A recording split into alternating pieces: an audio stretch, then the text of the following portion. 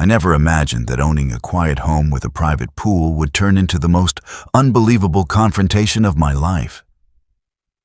But the moment my HOA Karen neighbor decided to cross a line, everything spiraled fast.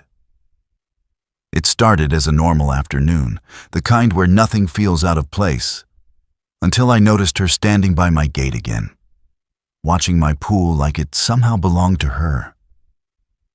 She had complained before about noise, about guests, about rules that didn't apply to me. But this time her expression was different. Confident, smug, and almost excited. That's when I realized she wasn't alone in this. Later that evening, without warning, a police cruiser pulled into my driveway.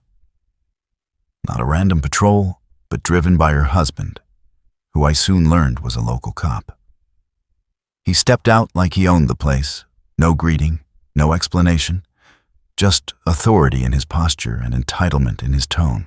He demanded my pool keys, claiming the HOA had received serious complaints and that the pool was being shut down immediately. Karen stood behind him, arms crossed, already celebrating what she thought was her victory. What neither of them knew was that this wasn't intimidation, it was a mistake, a massive one. I listened carefully, stayed calm, and let them talk themselves into confidence. I didn't argue. I didn't raise my voice. I simply asked one question that shifted the entire atmosphere. Under what authority were they taking private property keys without a warrant? The cop hesitated for half a second, and Karen jumped in, insisting that as an HOA officer's spouse, she had the right to enforce compliance. Inside, I already knew how this would end. They saw a homeowner they could bully, someone they assumed would fold the moment a badge appeared. What they didn't know was that I wasn't just any homeowner, and this wasn't just any confrontation. I was already documenting everything, every word, every movement, knowing full well that this moment would become the turning point of a much bigger story. As they stood there demanding my keys, convinced they had power over me, I realized they had no idea who they were dealing with, or how deeply they had just exposed themselves. The moment that badge came into play, I could feel exactly what they were trying to do, and it wasn't about the pool at all. It was about control. Karen leaned closer, lowering her voice like she was doing me a favor, telling me that if I just handed over the keys quietly, this whole thing could be forgotten. Her husband shifted his stance, one hand resting casually near his belt, silently reinforcing the pressure. They wanted fear, compliance, submission. Instead, they got silence. I let the moment stretch, watching how comfortable they were abusing perceived authority, how confident Karen was that marriage to a cop gave her ownership over my property. I calmly explained that my pool was private, legally permitted, and completely outside HOA jurisdiction. That's when her husband cut me off, saying HOA disputes weren't my concern anymore, because he was handling it now. That sentence told me everything I needed to know. He wasn't there as a neutral officer. He was there as Karen's enforcer. I asked again, slowly and clearly, for the legal basis of his demand. He avoided eye contact and repeated that I needed to hand over the keys immediately. Karen smirked, already imagining me backing down. What they still didn't realize was that every word was being documented, and that I had already triggered safeguards long before this moment. I stepped aside and pretending to consider their demand. And that's when Karen pushed harder, saying the HOA would fine me daily, revoke access, and escalate matters legally. The irony almost made me laugh. She didn't know that threatening illegal enforcement while a uniformed officer assisted her was exactly the kind of behavior federal investigators love to see documented in real time. Her husband finally lost patience and took a step forward. repeating the demand louder, more aggressive now, asserting that refusal could lead to consequences. That was the moment the balance shifted. I looked directly at him and said I would not surrender private property without a warrant, probable cause, or written legal authority, and that any further attempt would be considered coercion. Karen snapped, accusing me of obstructing law enforcement, throwing words around she clearly didn't understand. I stayed calm, because calm terrifies people who rely on intimidation.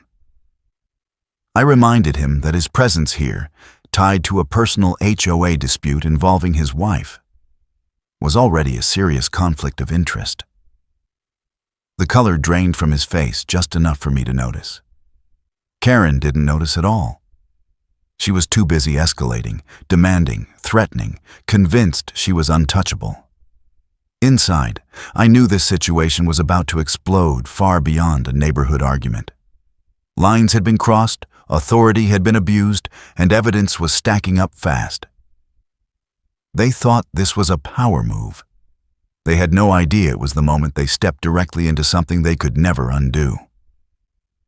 What happened next was the moment I fully understood just how far Karen was willing to go, and how dangerous entitlement becomes when it borrows a badge.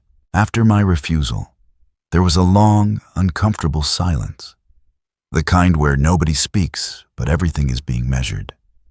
Karen broke it first, stepping closer and loudly declaring that her husband didn't need a warrant because HOA violations fall under public safety. That statement alone told me she had no idea what she was talking about, but it also showed how confident she felt inventing authority on the spot. Her husband didn't correct her. That was the second red flag. He instead doubled down, saying he was giving me one last chance to cooperate before making this official.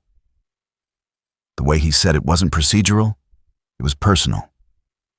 I could see it in his eyes. This wasn't a cop doing his job. This was a spouse defending ego. I asked him directly whether this interaction was being logged as an official police call or whether he was here privately. That question rattled him more than anything else I had said so far. Karen immediately jumped in again, accusing me of trying to confuse him, raising her voice so neighbors could hear, trying to control the narrative by creating a scene.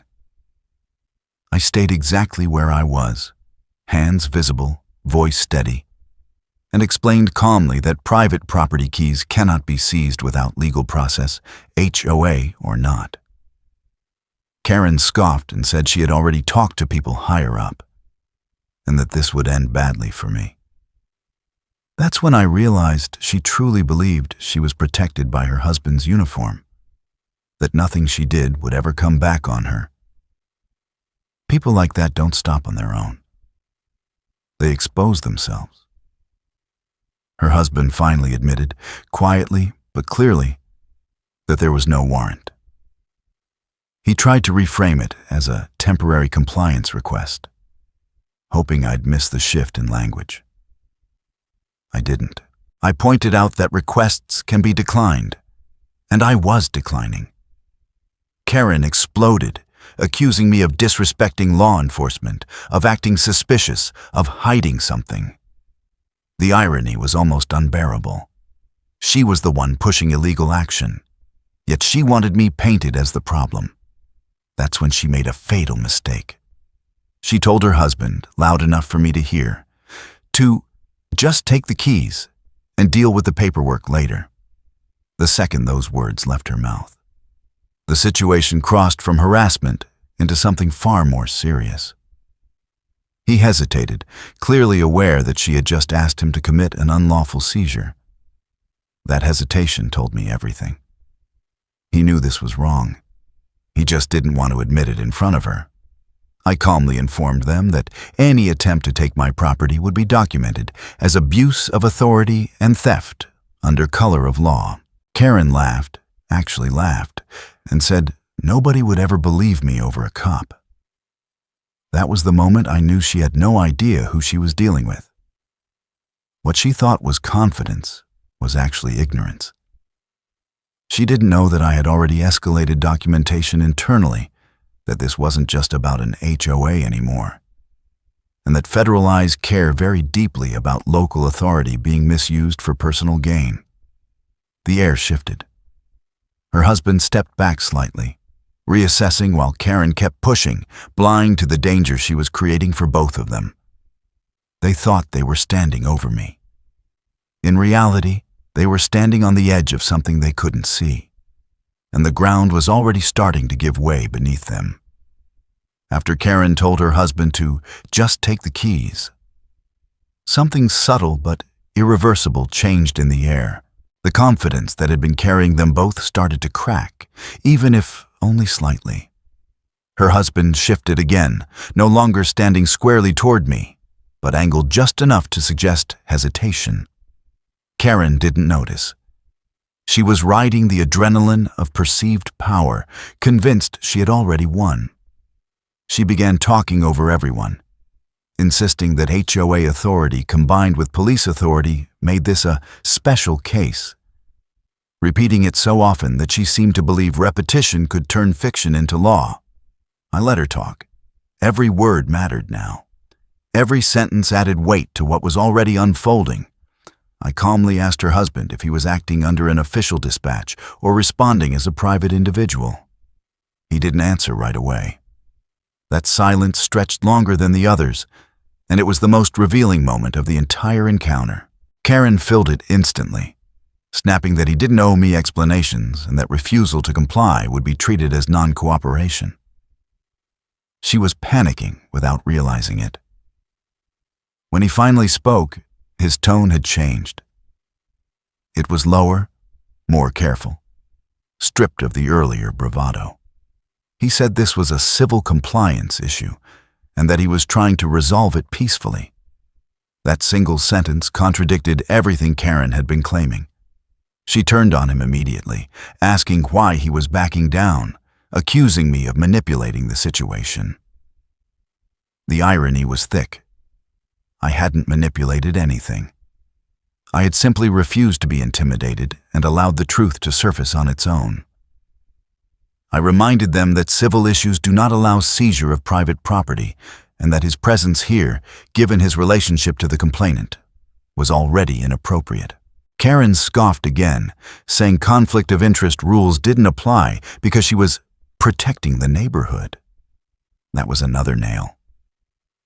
She kept framing personal obsession as community duty, not realizing how transparent it had become. At this point, neighbors had begun to linger at a distance, drawn by raised voices and the unmistakable presence of a patrol car. Karen noticed and leaned into it, performing outrage, loudly accusing me of being uncooperative, hoping public pressure would force compliance. Instead, it worked against her. People don't respond well to bullying when they can see it clearly. Her husband finally took a step back, physically distancing himself from her, and told her they needed to leave. That word, leave, hit her like a slap. She wasn't done. She demanded his badge number be used properly and told him to finish the job. That moment was devastating for him. The realization that she was asking him to sacrifice his career for her ego was written all over his face. I said nothing. I didn't need to. The damage was already done. He told her, firmly now, that there would be no keys taken, no enforcement, and no further action. Karen exploded, accusing him of betrayal, accusing me of corruption, accusing everyone except herself. But it was over. The authority she thought she had borrowed had just been revoked by reality. As they turned to leave, Karen shot me one last look, a mix of rage and disbelief, as if she couldn't understand how her plan had unraveled so completely. She still thought this was just a setback, just another move in a game she believed she controlled. What she didn't know was that the moment her husband stepped into that driveway for personal reasons, this stopped being neighborhood drama and became something much larger, something that doesn't disappear just because you walk away from it. They drove off thinking the situation had de-escalated. In truth, it had only entered its most serious phase. That night, long after the patrol car disappeared from my driveway, I knew one thing with absolute certainty. This was no longer a simple HOA dispute, and it was definitely no longer just about a pool. What Karen and her husband had done wasn't just inappropriate, it was reckless. Abuse of authority doesn't vanish because someone walks away from it. It lingers, it leaves a trail, and when documented properly, it becomes undeniable. I reviewed everything calmly, going over recordings, timestamps, and statements, replaying moments where lines were crossed and noting exactly who crossed them. There was no anger in what I was doing, only precision. The following day, Karen tried to regain control in the only way she knew how: escalation through intimidation. HOA notices appeared on my door, claiming violations that didn't exist, referencing rules that didn't apply, and demanding compliance under vague threats of enforcement. It was almost impressive how confidently wrong they were. Each notice was another piece of evidence, another demonstration of how far she was willing to go when she believed she was protected. She didn't realize that volume doesn't replace legality. Her husband avoided me entirely after that night. No more surprise visits, no more posturing. That silence spoke louder than any threat he had made earlier. Karen, however, grew louder. She sent emails, contacted neighbors, and tried to frame the situation as me harassing law enforcement. The desperation was showing now. She needed validation. She needed someone to tell her she was still in control. But control was already gone. What she didn't know was that misuse of authority involving personal interests triggers attention far beyond local systems. Patterns matter. Documentation matters. And when someone repeatedly attempts to weaponize a badge for private gain, it becomes impossible to ignore. Every message she sent, every false claim she made, every attempt to involve her husband again only tightened the net she couldn't see forming around her. Neighbors began to distance themselves from her. Conversations stopped mid-sentence when she approached. People who once nodded along now avoided eye contact. Reputation erodes quietly, and Karen's was unraveling in real time. She tried to confront me once more, demanding answers, demanding compliance, demanding something, anything, that would restore her sense of dominance. I didn't engage, I didn't argue, I didn't explain. Silence, backed by evidence, is devastating to people who thrive on reaction. By the end of the week, the HOA's tone changed completely. The letters stopped. The threats disappeared. Everything shifted from aggressive demands to cautious neutrality. Karen had overplayed her hand so badly that the entire organization was now trying to distance itself from her actions. The pool keys were never mentioned again. Karen still didn't understand what had happened. She thought the situation had calmed down. In reality, it hadn't calmed at all. It had matured. What she believed was victory through intimidation had become a record of misconduct that no amount of shouting could erase. She had mistaken fear for power, noise for authority, and a borrowed badge for immunity. By the time Karen realized something was truly wrong, it was already far too late to undo what she had set in motion. The silence that followed her last wave of threats wasn't peace. It was pressure building beneath the surface. I continued my routine as usual. Calm on the outside, methodical on the inside, making sure every interaction, every document, every attempted intimidation was preserved exactly as it happened. This wasn't emotional anymore. This was procedural. People like Karen rely on chaos and reaction, but systems rely on patterns, and patterns were now undeniable. What she never understood was that when authority is misused for personal reasons, doesn't matter how small the original dispute was. A pool, keys, HOA complaints. None of that mattered anymore. What mattered was that a uniform had been used as leverage in a private conflict, and that line is not blurry to people who investigate such things. It's bright, it's clear, and it's taken seriously. Karen began acting strangely around the neighborhood. Where she once stormed confidently, she now lingered, watching, listening, trying to read expressions. She sensed control slipping but didn't know where or how. Her husband, on the other hand, became almost invisible. No patrols nearby, no casual drive-bys, no presence at all. Absence can be louder than confrontation, and his absence spoke volumes. One afternoon, Karen confronted me again. But this time, there was no fire in her voice, only frustration masked as anger.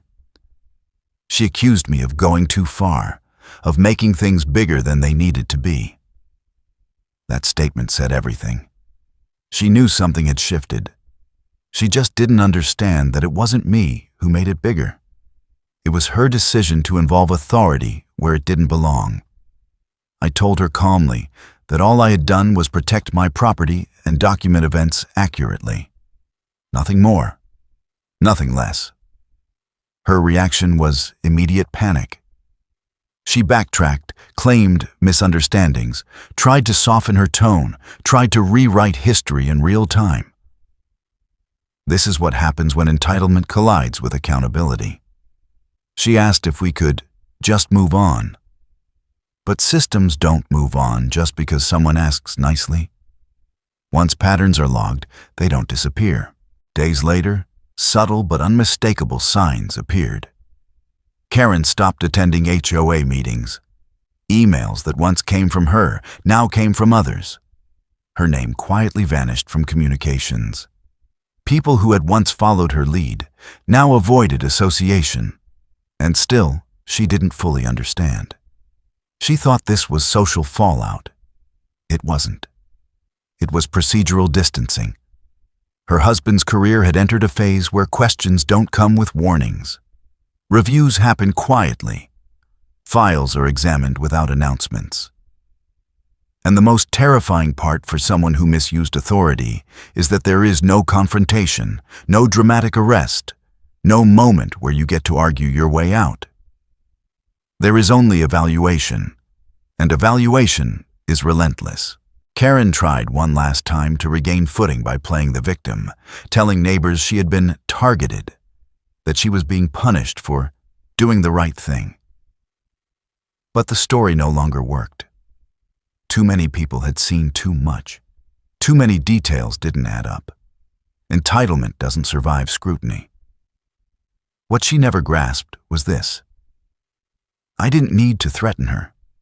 I didn't need to expose her publicly. I didn't need to raise my voice or flex authority. I simply let the truth exist in its complete form. And truth, when documented and placed in the right hands, does not need amplification. It carries its own weight. By the time she realized that this wasn't just about me anymore, that it wasn't just about a pool or keys or an HOA power play, the outcome was no longer something she could influence. The moment she borrowed authority she didn't own, she surrendered control of the ending. By the time everything finally settled, the transformation in the neighborhood was impossible to ignore. What once felt tense and unpredictable had become quiet, almost deliberately so, as if everyone collectively understood that certain lines had been crossed and could never be uncrossed. Karen no longer walked the streets with authority in her stride. Her posture had changed, her confidence stripped away piece by piece, replaced by constant awareness that eyes were watching, not judging, but remembering. People remembered what she had done, how far she had gone, and how recklessly she had involved power she didn't control. Her attempts to rewrite the narrative had fully collapsed. No amount of smiling, no forced friendliness, no sudden politeness could erase the record of events. The HOA, once loud and aggressive, had retreated into cautious silence, avoiding anything that could resemble enforcement or confrontation. Meetings became procedural and dull, stripped of drama, stripped of Karen's influence. Her name, once dominant in discussions, now never came up at all. Erasure is sometimes louder than punishment. Her husband's absence remained permanent, not just from my street, but from any visible position of authority nearby. When power is questioned internally, it doesn't announce itself. It simply removes visibility. Karen noticed this too late. She had assumed protection was permanent, that proximity to authority meant immunity. She never understood that authority, when misused, is the fastest way to lose it. One final encounter happened weeks later, unexpectedly and quietly. Karen approached me without anger, without threats, without entitlement. For the first time, she spoke like someone who understood consequences. She said she wanted everything to be over, that things had gotten out of hand. There was no apology, but there was something close to recognition. I listened. I didn't argue. I didn't correct her version of events. Some lessons don't need reinforcement. Reality had already done the work. I told her only one thing. Boundaries exist for a reason, and crossing them always costs more than people expect. She nodded, not in agreement, but in understanding. That was the end of it. No dramatic confrontation, no final argument, just acknowledgement that she had lost control the moment she tried to take what wasn't hers. Life returned to normal in the truest sense. My pool remained mine. My property remained untouched. My peace was restored. But more importantly, the lesson lingered far beyond my gate. The neighborhood had witnessed what happens when entitlement meets documentation, when intimidation meets patience, and when borrowed authority collides with accountability. I didn't win because I was louder. I didn't win because I was aggressive. I won because I stayed calm, stayed prepared, and allowed systems, not emotions, to respond. Karen believed power came from proximity.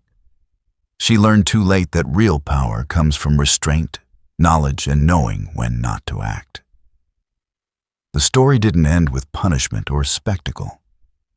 It ended with balance restored and lines redrawn clearly for everyone to see.